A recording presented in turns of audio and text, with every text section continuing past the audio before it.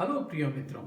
चूंकि ये दुखभोग का या चालीसे का समय है, मैं इस कोशिश में हूँ कि किस तरह मेरे वीडियो के द्वारा मैं अपन लोगों की आध्यात्मिक यात्रा या आध्यात्मिक जीवन में कुछ मदद कर सकूं।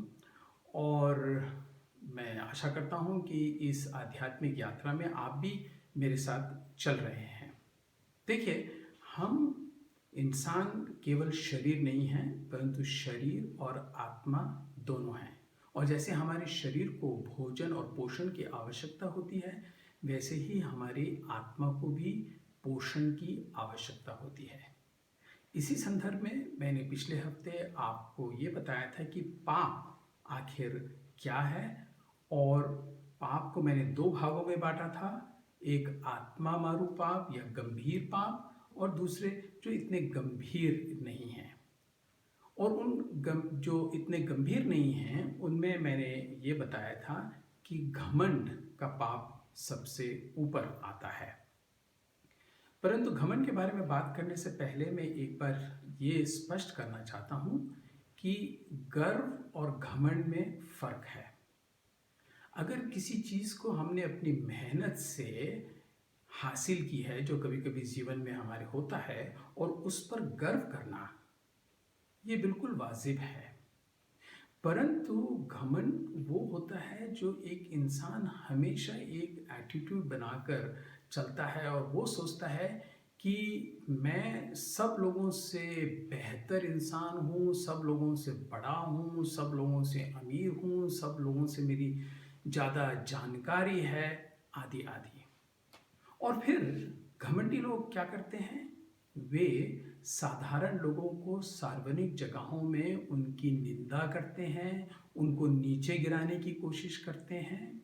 कई बार अपने अधिकार या अपनी शक्ति का दुरुपयोग करते हैं, और कई बार तो वो गरीबों का शोषण तक करते हैं। और घमंडियों की एक बात और होती है, वो कभी अपनी गलती स्वीकार नहीं करते हैं। घमंडी लोग ये भूल जाते हैं जो अंग्रेजी में एक कहावत है, pride goes before a fall, या कोई गड्ढे में गिरने के पहले वास्तव में एक घमंड उसका कारण होता है। यानी घमंडी लोग अक्सर गड्ढे में गिर जाते हैं।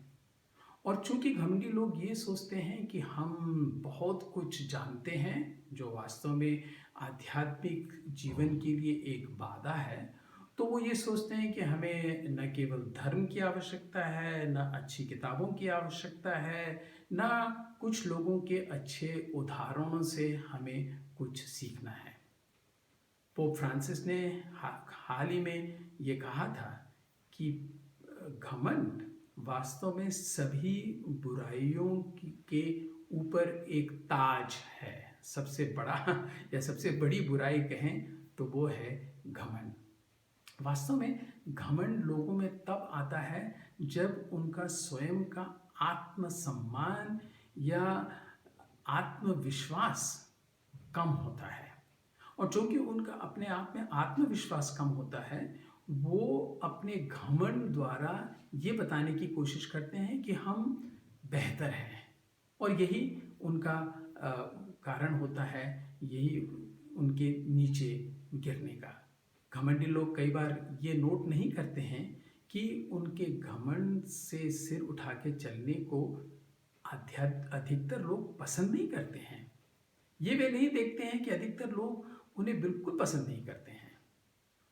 क्या आप भी उन लोगों में से एक हैं जो अपने आध्यात्मिक जीवन में घमंड को एक बाधा या रोड़ा पाते हैं?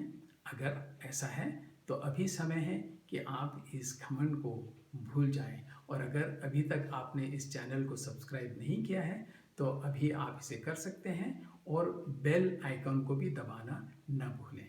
धन्यवाद।